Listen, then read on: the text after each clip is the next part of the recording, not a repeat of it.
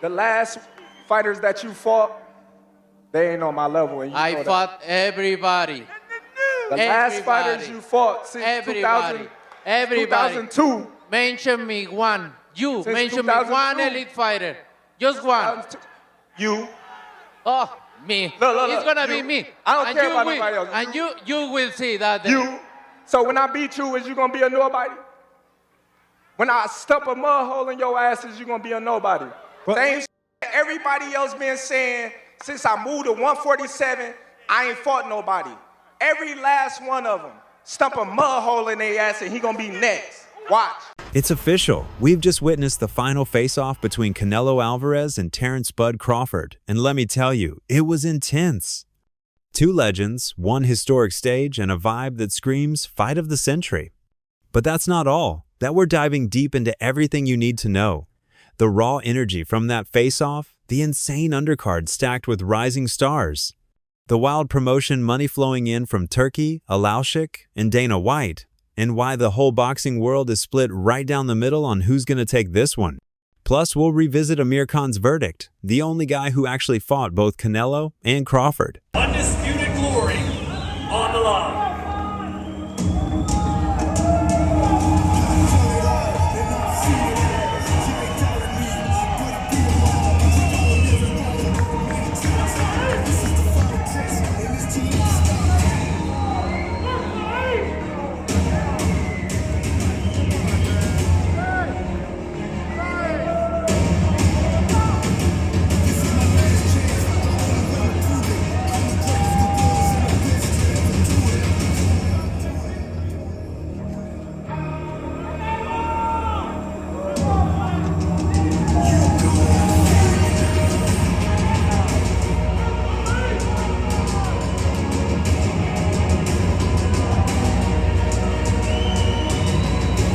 All right, let's start with the face-off, because honestly, this wasn't your typical stare-down. Usually fighters lock eyes, maybe a little trash talk, and it's done. But this one?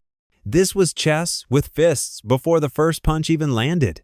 Canelo showed up calm, cold, and confident. That classic, I've been here before energy. He's defended his throne for years, and you can tell he sees himself as the king who's not about to be dethroned.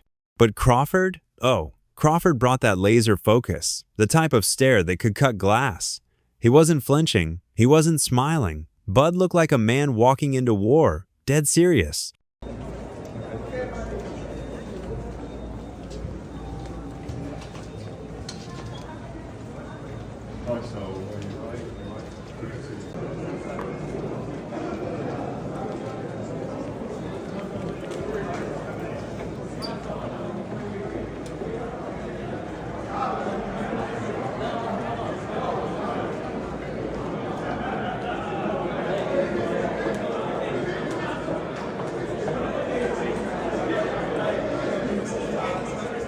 And you know what got the crowd buzzing? The little shoves, the heated words exchanged when their teams got close, and security had to jump in. Turkey, you need to put a small ring, the smaller ring in the... The only, hey Matt. Yeah. The only running that I'm gonna be doing is running upside his head, and I can assure you that. Facts. And he got a big head too. You could feel the tension in the air. This wasn't just promotion, it was real. Both camps have been jawing at each other for months, and now that they're face to face for the last time before fight night, it's personal.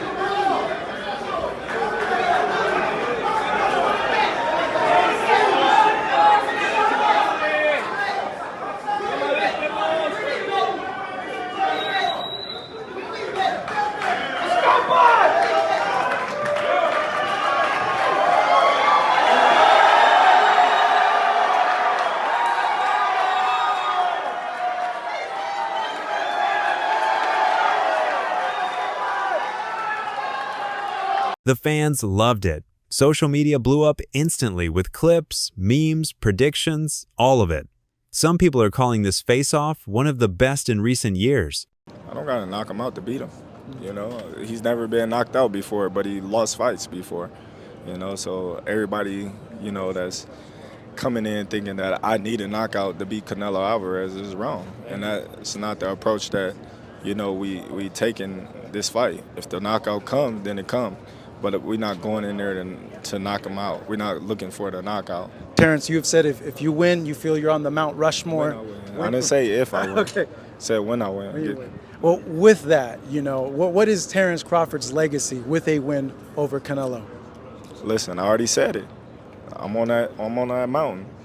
Ain't nothing less Now let's talk about why this fight is bigger than anything we've seen in modern boxing. Canelo Alvarez, 63 wins, 2 losses, 2 draws, 39 knockouts. The undisputed super middleweight king.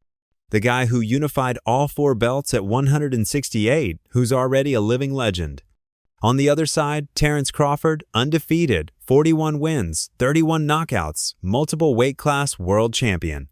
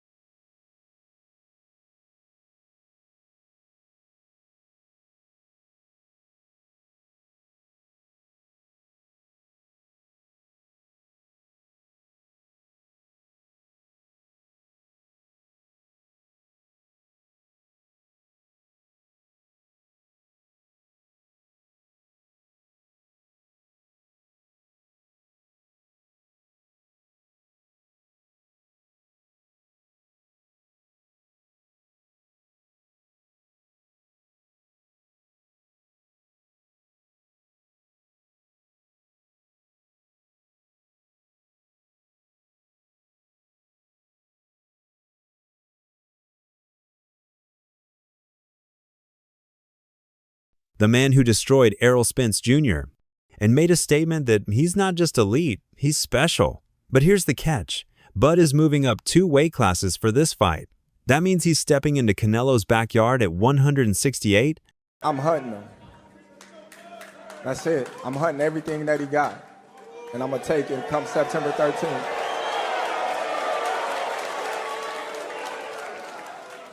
I want all the people in the stands that booed me, they gonna cry when they go home. I'm gonna cry.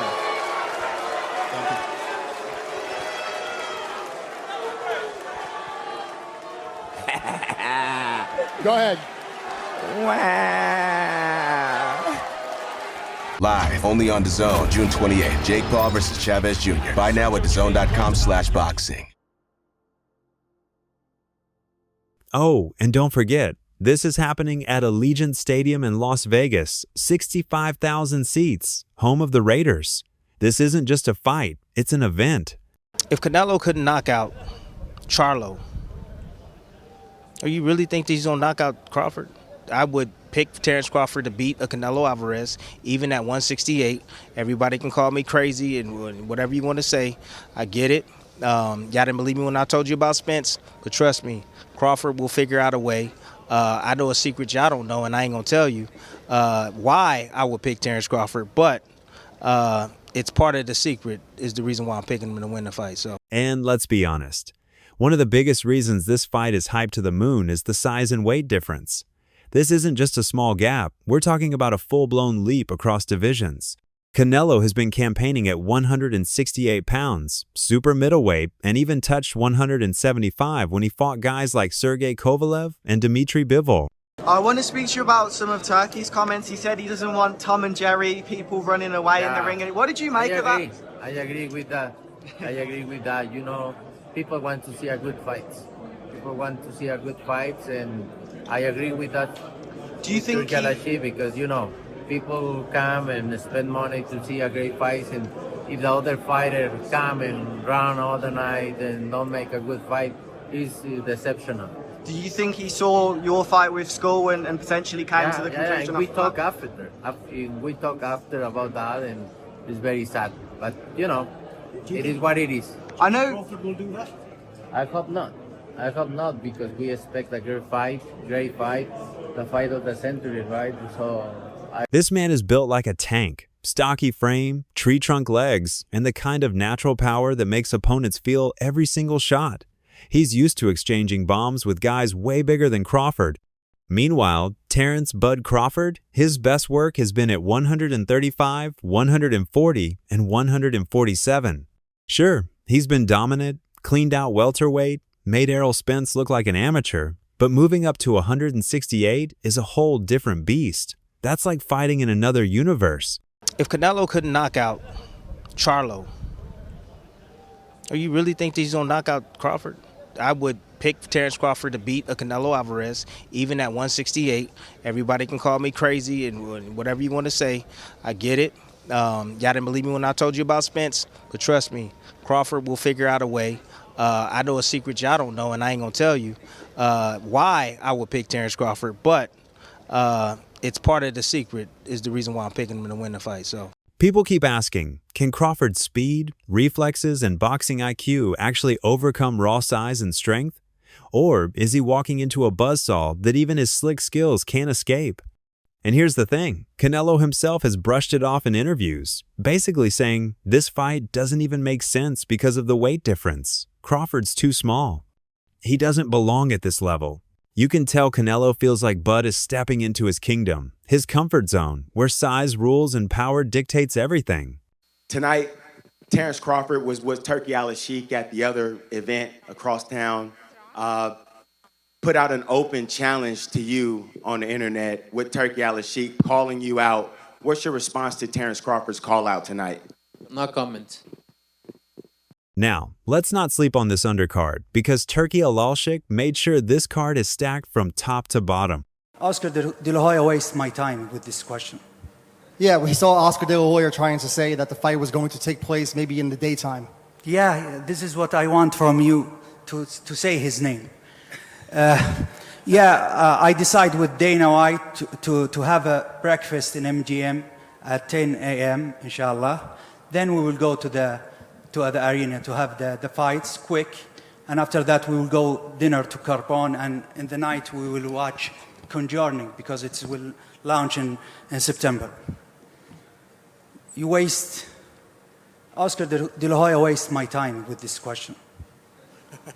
Of course, this is in the peak. This is the boxing, the sport #1 in the world. This is Canelo and Crawford.